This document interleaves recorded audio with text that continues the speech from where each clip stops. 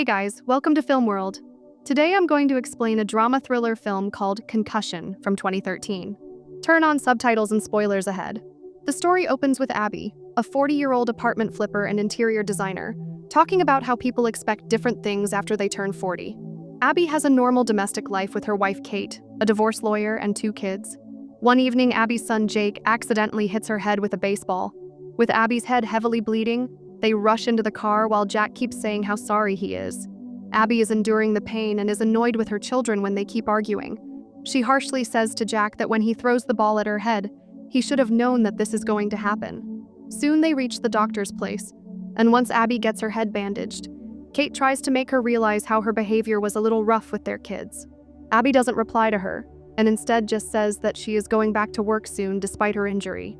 For the coming few days, Abby slowly heals from her injury while she continues her regular life. When she goes to pick up her kids from school, the other moms are curious about her injury and comment on how awful it looks. They are concerned about whether Abby will be able to drive the car, but she assures them that she will pick up her children from school. Just then, Abby spots another mom named Sam passing by with her kids, and they just casually greet each other as Abby is called by her children's teacher, who informs her about the upcoming holiday basket time. In a meeting with the other moms, when someone mentions Sam Bennett, Abby comments on how cute she is. Her friend quickly replies that Sam is not lesbian and is happily married to a man who works as an analyst at Goldman Sachs. Abby casually replies that she was just talking about how cute she is and has no hard feelings. Later, she visits a loft apartment with her assistant Justin, and they decide to take on the job of renovating it.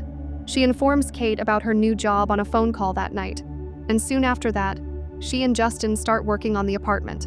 One night, while lying beside Kate, Abby tries to imitate the intercourse, but it fails as Kate falls asleep while touching her. This makes Abby very upset, and after some thinking, she decides to approach a prostitute.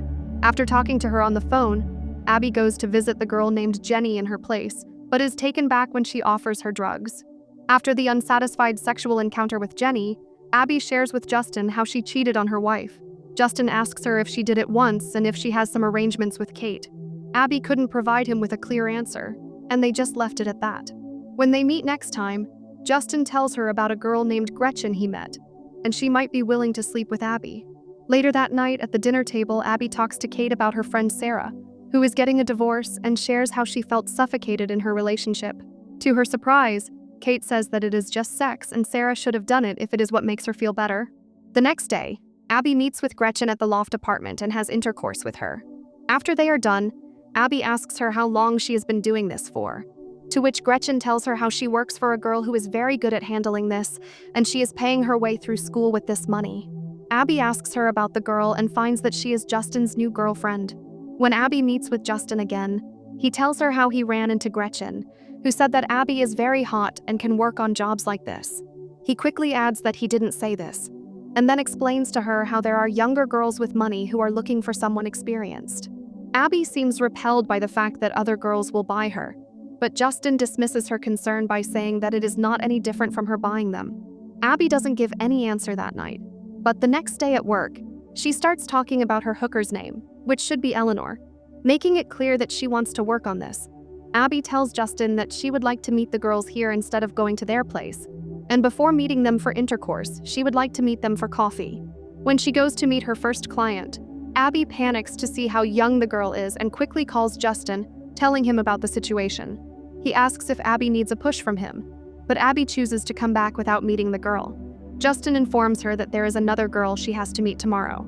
The next girl Abby meets seems nervous about all this. Abby tries to ease her into this and asks the girl what she does. After explaining a little about her work, the girl confesses that she has never slept with anyone and has never had her first kiss yet, which is the reason for her nervousness. They again meet at the loft apartment, and the girl is still nervous, but Abby assures her that she is not going to ask her to do anything. Slowly easing her into the process, Abby kisses the girl and has intercourse with her. After sleeping with a few more girls, Abby meets with Justin and his girlfriend, who shares how she can't get caught doing this work. After chatting with her for some time, the girl seems to trust Abby and shares her personal contact information with her, advising her not to share it with anyone else. Abby tells the girl that she is open to any kind of client, and the girls she is currently meeting are very young. The girl agrees to look for different clients, and the next woman Abby meets is a little older than her. The woman seems hesitant and tries to leave the apartment without being intimate with Abby, agreeing to pay her half price. She stops at the door when Abby says that she knows that the woman is going to be nervous and will stop her soon. The woman stops, listening to Abby attentively, and decides to come back. While sleeping with her clients, Abby continues to act normally with her family, and they don't suspect anything. When she goes to meet her next client, she is surprised to see Sam Bennett sitting there and quickly calls Justin, asking him why a woman from her town is her next client. Justin says that he doesn't know about the connection and asks Abby to just leave from there, but Abby instead decides to meet with Sam. They casually talk at first, but the conversation soon turns toward Abby's work name and how she only takes clients to her place. Sam says they never talk to each other, but she knows how Abby finds her cute. Abby is surprised to hear that Sam knows this and tries to deny it, but Sam just comments on how easy it is to trick yourself. She comments that she hardly recognizes herself anymore, and even though she takes part in several activities, she still feels like this. The next time they meet at Abby's place, Sam seems confident as she initiates the touch, asking Abby to pull her hair and kiss her harder. Later at home, their friends Walter and his wife come to meet them. Walter finds Abby at the stairs and asks her how she finds her interest in the girls.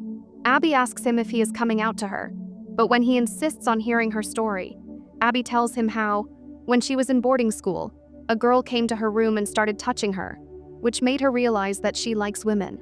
Meanwhile, Walter's wife is sitting with Kate and asks her about how Abby is doing after suffering from the concussion. Kate is confident as she replies that Abby shares everything with her and is happily working on her loft, which is almost complete. Her friend carefully listens to her and then suggests that Kate have intercourse with Abby once in a while. The next day, Abby meets with her older client again and listens to the story of her failed marriage with the man who asked her opinion on everything and never initiated intimacy. The woman then asks Abby if she has a family, but Abby denies, saying that she doesn't have kids or a spouse. That night at home, Abby is discussing some business deals with Kate when the other suddenly kisses her. Abby quickly responds to her but comes off as too aggressive, causing Kate to pull away from her. When she meets with Justin at work again, she tells him not to call the number 5 again. When Justin asks for the reason, she doesn't reply to anything while remembering how the girl pushed her around and was too aggressive.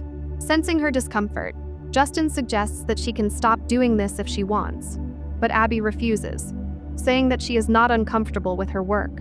Justin seems concerned for her as he shares how he thought Abby would just do it a few times for fun, but Abby doesn't say anything in reply. Later, Abby arranges a meeting with Justin's girlfriend and asks her if she is not doing well as the referees have stopped coming. She finds that Justin had told the girl not to refer anything to her and asks the girl to contact her directly instead of involving Justin in it. Abby continues to sleep with more women, also getting involved with Sam a few more times. After another sexual encounter, Abby misses picking up her kids from school, leading to a disagreement with Kate. Days later, Kate takes one of her divorce clients to tour the loft in the hopes of selling it. Abby acts disinterested in selling the place as Justin pushes for the loft to be sold. The following night, Abby sees Sam with her husband Graham at the supermarket. She keeps her distance at first and observes how they seem to be a perfectly happy couple. Abby innocently introduces herself to Graham before having an awkward conversation with Sam and leaving the store by herself. In time, Kate begins to suspect the encounters. She walks into the loft one day and finds a sleeping Abby, still naked from her most recent session. At home, Abby is on the phone with a client when Kate suddenly drives off. Abby chases after Kate but instead runs into Sam. Abby confronts Sam about their secret relationship, concluding that their sexual encounters were simply due to shared boredom. When Kate returns, Abby questions her wife about why she never seems to want her. Kate confesses that she doesn't want anyone, including Abby. Abby sells the loft to Kate's recent divorce client and returns to her ordinary life with her wife and children. During spin class, she tells her friend about all the maintenance she has to do on the house and on a new loft before the upcoming family trip to Argentina. When she asks her what she really wants, Abby replies that she wants to take a hot yoga class, and the movie ends. To watch more explanations of these kinds of movies, click on the videos on your screen, and don't forget to let me know how you feel about today's video in the comments down below. And at last, thanks for watching.